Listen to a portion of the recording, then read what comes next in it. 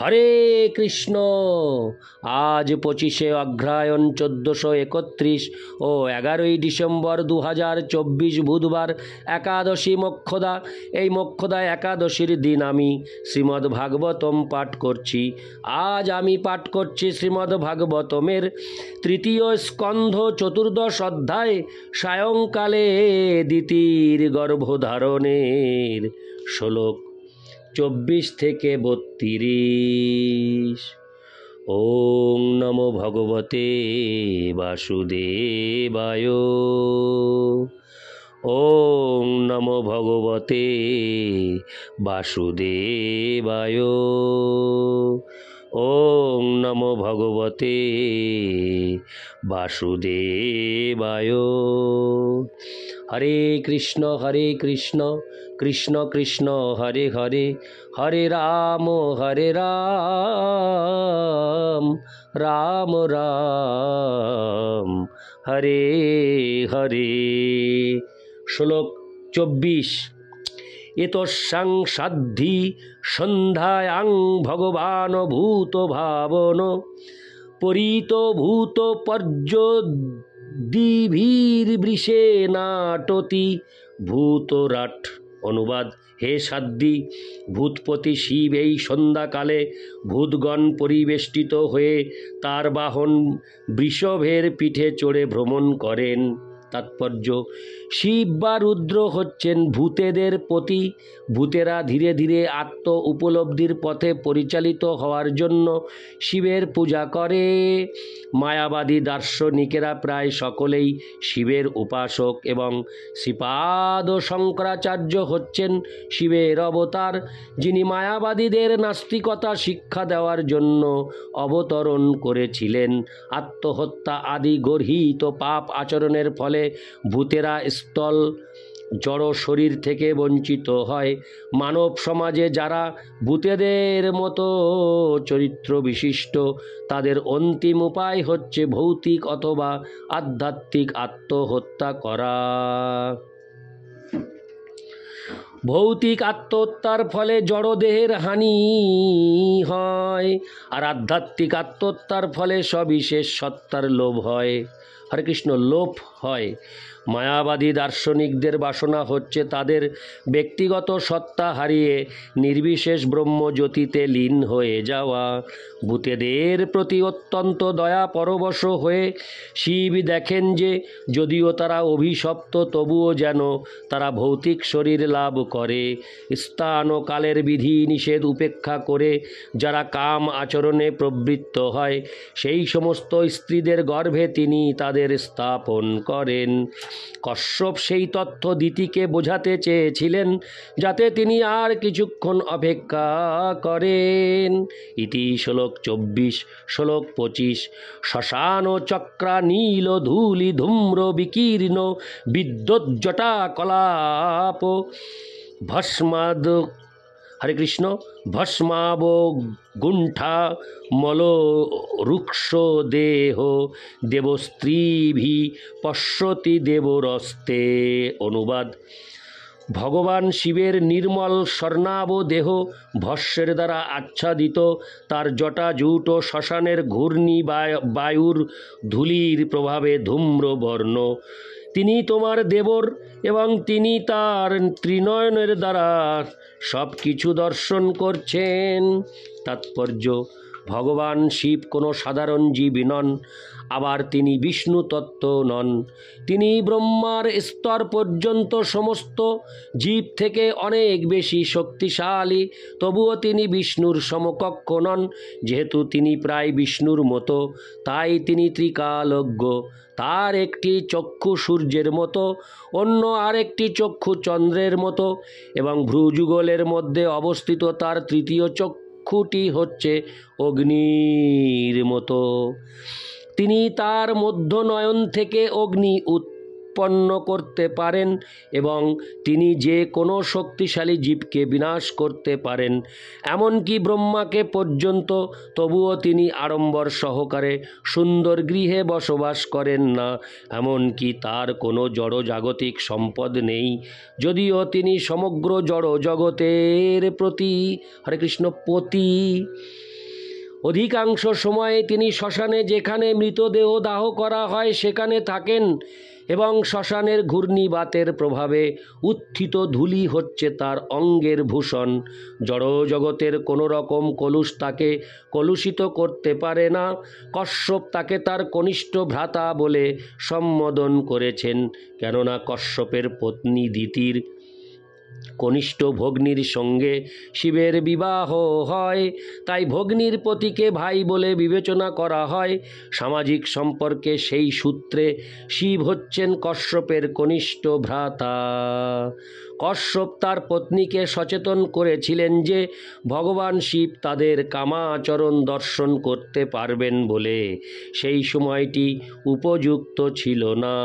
দিতি যুক্তি প্রদর্শন করতে পারতেন যে তারা নির্জন স্থানে কাম আচরণের সুখ উপভোগ করবেন, কিন্তু কশ্যপ তাকে মনে করিয়ে দিয়েছিলেন যে ভগবান শিবের সূর্য, চন্দ্র ও অগ্নি এই তিনটি নয়ন রয়েছে এবং বিষ্ণুর মতোই তার সতর্ক দৃষ্টিপাত থেকে কোনো কিছু গোপন করা যায় না।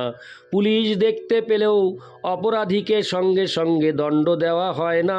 পুলিশ উপযুক্ত সময়ের প্রতীক্ষা করে তাকে গ্রেপ্তার হরে কৃষ্ণ পুলিশ উপযুক্ত সময়ের প্রতীক্ষা করে তাকে গ্রেপ্তার করার জন্য কামাচরণের জন্য নিষিদ্ধ সময় ভগবান শিব লক্ষ্য করবেন এবং দিতিকে সেই অপরাধের উপযুক্ত দণ্ডস্বরূপ পিশাচবৎ চরিত্র সম্পন্ন অথবা নাস্তিক নির্বিশেষবাদী পুত্রকে জন্মদান করতে হবে। কশ্যপ সেই ভবিষ্যৎ দর্শন করেছিলেন এবং তাই তার পত্নী দিতিকে সেই সম্বন্ধে সচেতন করে দিয়েছিলেন। ইতি শ্লোক 25। শ্লোক 26। ন যস্য লোকে স্বজন পরবা নাত্তাদৃত নত কশ্চিদ্বিগর্হ বয়ং ব্রতৈর্যচ্চরণাপবিদ্ধা মাশাস্য হেহ জাং বতো ভুক্ত ভোগম। অনুবাদ: ভগবান শিব কাউকে তার আত্মীয় বলে মনে করেন না, অথচ এমন কেউ নেই যিনি তার সঙ্গে সম্পর্কিত নন। তিনি কাউকেই আদরণীয় বা নিন্দনীয় বলে মনে করেন না। আমরা তার উচ্ছিষ্ট অন্ন শ্রদ্ধা সহকারে পূজা করি এবং আমাদের ব্রত হচ্ছে তার পরিত্যক্ত বস্তু গ্রহণ করা। তাৎপর্য: কশ্যপ তার পত্নীকে বলেছিলেন যে ভগবান শিবকে তার দেবর বলে মনে করে তিনি যেন তার প্রতি অপরাধজনক কার্য করতে উৎসাহিত না হন। কশ্যপ তাকে সাবধান করে দিয়েছিলেন যে ভগবান শিব কারো সঙ্গেই সম্পর্কযুক্ত নন, আবার কেউই তার শত্রু নন।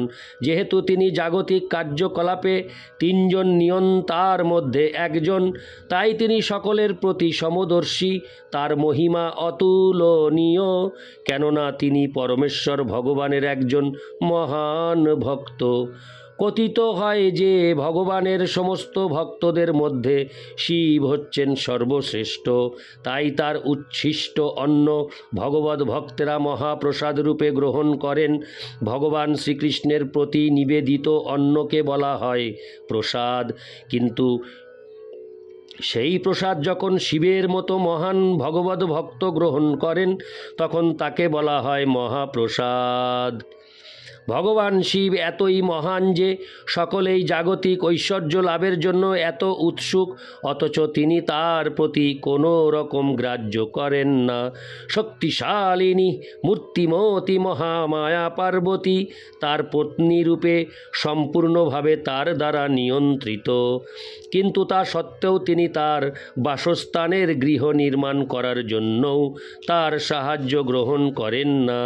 তিনি আশ্রয়হীন অবস্থায় থাকায় হরে কৃষ্ণ তিনি আশ্রয়হীন অবস্থায় থাকাই পছন্দ করেন এবং তার মহান পত্নীও বিনম্রতাপূর্বক তার সঙ্গে সেইভাবে থাকতে সম্মত হয়েছেন। সাধারণ মানুষেরা শিবের পত্নী দুর্গা দেবীকে পূজা করেন জড়জাগতিক সমৃদ্ধি লাভের জন্য, কিন্তু শিব জড়বাসনাবিহীনভাবে তাকে তার সেবায় নিযুক্ত করেছেন। তিনি তার মহীয়সী পত্নীকে উপদেশ দিয়েছেন যে সমস্ত আরাধনার মধ্যে বিষ্ণুর আরাধনাই হচ্ছে পরম এবং তার থেকেও পরতর হচ্ছে বিষ্ণু ভক্ত বা বিষ্ণুর সঙ্গে সম্পর্কিত যে কোনো কিছুর আরাধনা। ইতি শ্লোক 26। শ্লোক 27। যস্যানো বদ্ধাচরিতং মনীষীন গৃহীণন্ত বিদ্যাপটলং বিভীত সব নিরস্ত সম্মাতিশয়োপি যৎস্বয়ং পিশাচর হরে কৃষ্ণ পিশাচর্যা মচরোদ গতি শতাম। অনুবাদ: যদিও এই জড় জগতে কেউই ভগবান শিবের সমান অথবা তার থেকে মহত্তর নন, এবং যদিও মহাত্মাগণ তাদের অবিদ্যারাশি দূর করার জন্য তার অনবদ্য চরিত্র অনুসরণ করেন, তবুও তিনি সমস্ত ভগবদ ভক্তদের মুক্তি দেওয়ার জন্য স্বয়ং পিশাচের মতো আচরণ করেন। তাৎপর্য: ভগবান শিবের অসভ্য ও পিশাচবৎ আচরণ কখনোই নিন্দনীয় নয়, কেননা তিনি ঐকান্তিক ভগবদ ভক্তদের জড় ভোগের প্রতি অনাসক্ত হওয়ার আচরণ করতে শিক্ষা দেন। তাকে বলা হয় মহাদেব বা সমস্ত দেবতাদের মধ্যে সর্বশ্রেষ্ঠ, এবং জড় জগতে কেউই তার সমান নন অথবা তার থেকে মহত্তর নন। তিনি প্রায় বিষ্ণুর সমকক্ষ।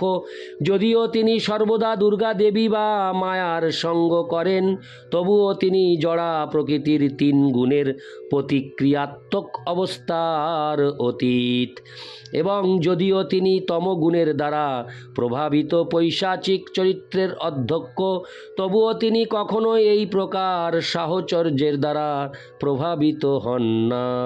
ইতি শ্লোক 27। শ্লোক 28।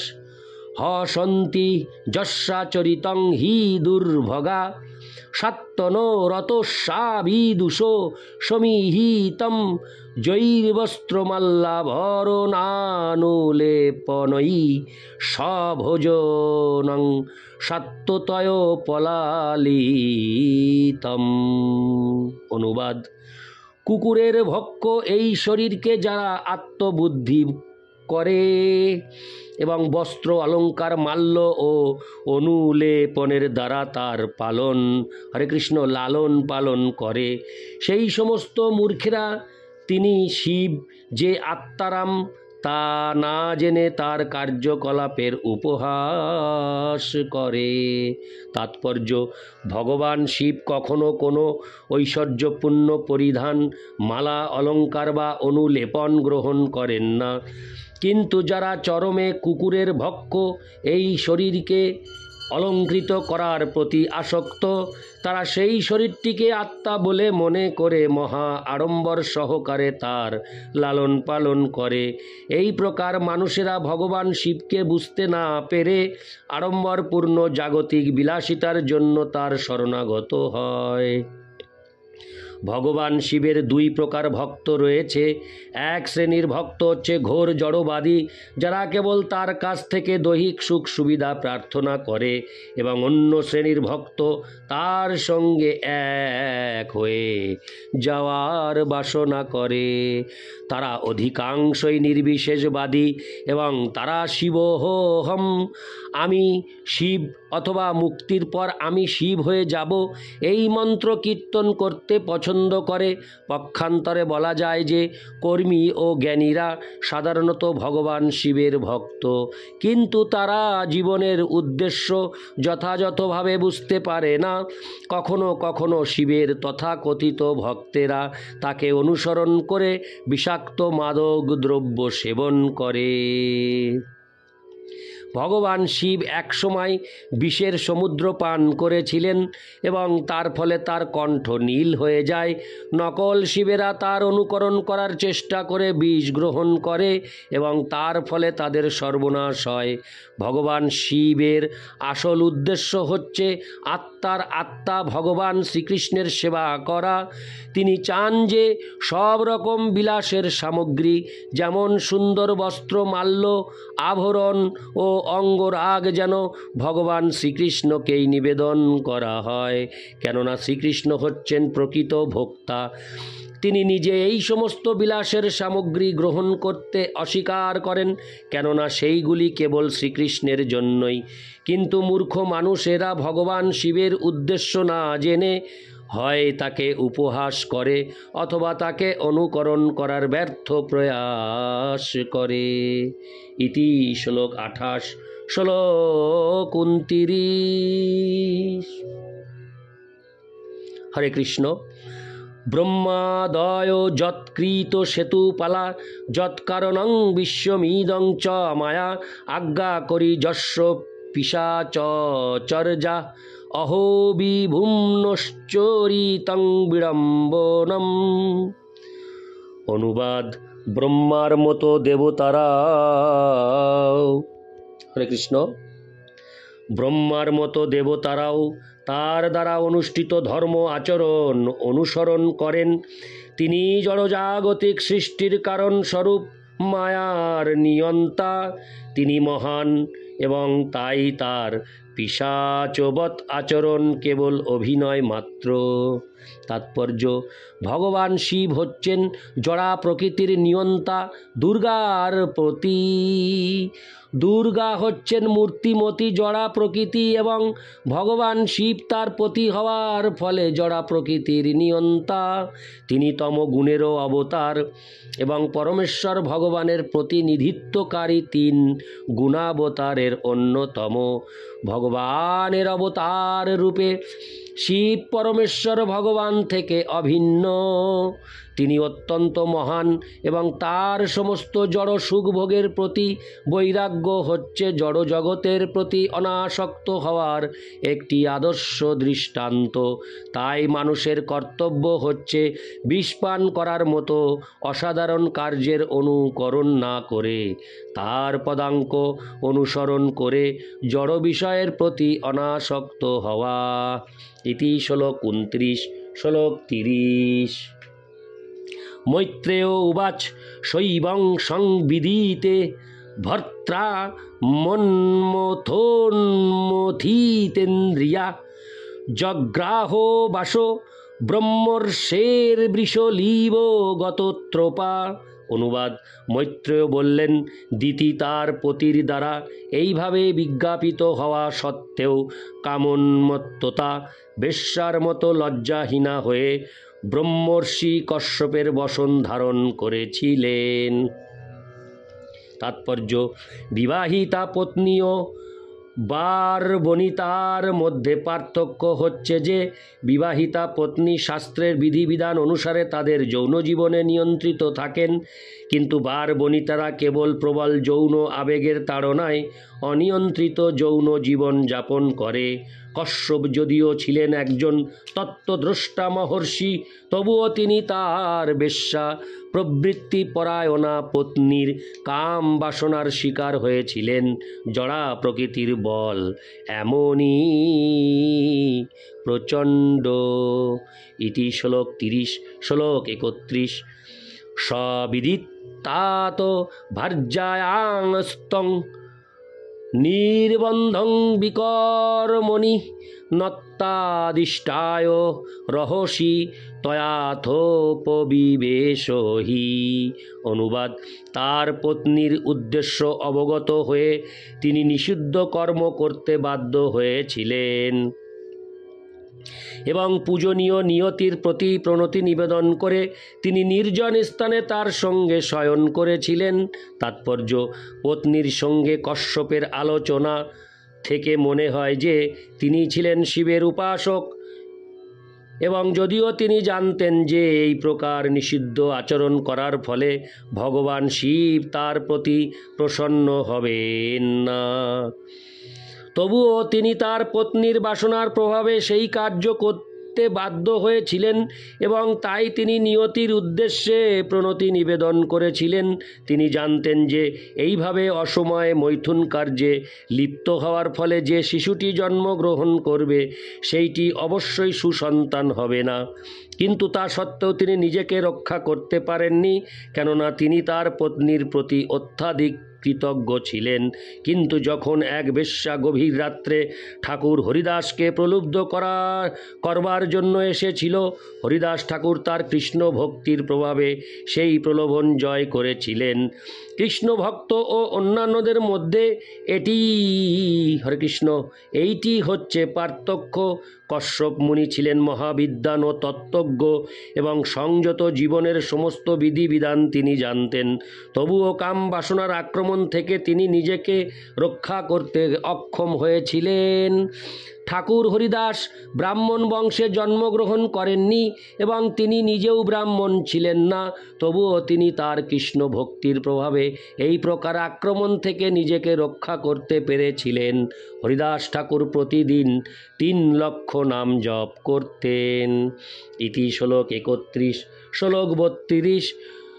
অথোপস্পৃশ্য সলিলং প্রাণায়াম বাগযত ধ্যায়ঞ্জজাপ বিরজং ব্রহ্মজ্যোতি সনাতনম। অনুবাদ: তারপর সেই ব্রাহ্মণ জলে স্নান করে প্রাণায়ামপূর্বক বাক সংযম করেছিলেন এবং সনাতন ব্রহ্মজ্যোতির ধ্যান করে পবিত্র গায়ত্রী মন্ত্র জপ করেছিলেন। তাৎপর্য: মল ত্যাগ করার পর যেমন স্নান করতে হয়, তেমনি বিশেষ করে নিষিদ্ধ সময়ে কাম আচরণের পর জলে স্নান করতে হয়। কশ্যপ মুনি গায়ত্রী মন্ত্র জপ করার মাধ্যমে নির্বিশেষ ব্রহ্মজ্যোতির ধ্যান করেছিলেন। যখন নিঃশব্দে বৈদিক মন্ত্র উচ্চারণ করা হয়, যাতে কেবল উচ্চারণকারী তা শ্রবণ করতে পারে, তাকে বলা হয় জপ। কিন্তু মন্ত্র যখন উচ্চস্বরে উচ্চারণ করা হয়, তাকে বলা হয় কীর্তন। বৈদিক মন্ত্র হরে কৃষ্ণ কৃষ্ণ কৃষ্ণ হরে হরে, হরে রাম রাম রাম হরে হরে নিঃশব্দে, উচ্চস্বরে অথবা উভয়ভাবেই উচ্চারণ করা যায়, তাকে বলা হয় মহামন্ত্র। কশ্যপ মুনি একজন নির্বিশেষবাদী ছিলেন বলে মনে হয়। ঠাকুর হরিদাসের সঙ্গে তার চরিত্রের তুলনা করলে যা পূর্বে করা হয়েছে, তাতে স্পষ্টভাবে বোঝা যায় যে সবিশেষবাদীদের ইন্দ্রিয় সংযমের ক্ষমতা নির্বিশেষবাদীদের থেকে অনেক বেশি। তার ব্যাখ্যা করে ভগবদ্গীতায় বলা হয়েছে যে পরং দ্রষ্টা নিবর্ততে, অর্থাৎ উচ্চতর অবস্থার স্বাদ লাভ করার ফলে নিম্নতর স্তরের উপভোগের নিবৃত্তি আপনা থেকেই হয়ে যায়। স্নান ও গায়ত্রী মন্ত্র জপের ফলে মানুষ পবিত্র হয়, কিন্তু মহামন্ত্র এতই শক্তিশালী যে তা উচ্চস্বরে অথবা নিঃশব্দে যে কোনো অবস্থায় উচ্চারণ করা যায় এবং তা মানুষকে জড়জগতের সমস্ত পাপ থেকে রক্ষা করে। ইতি শ্লোক 32। ওম নমো ভগবতে বাসুদেবায়। ওম নমো ভগবতে বাসুদেবায়। ওম নমো ভগবতে বাসুদেবায়। হরে কৃষ্ণ কৃষ্ণ কৃষ্ণ হরে হরে, হরে রাম রাম রাম হরে হরে। হরে কৃষ্ণ।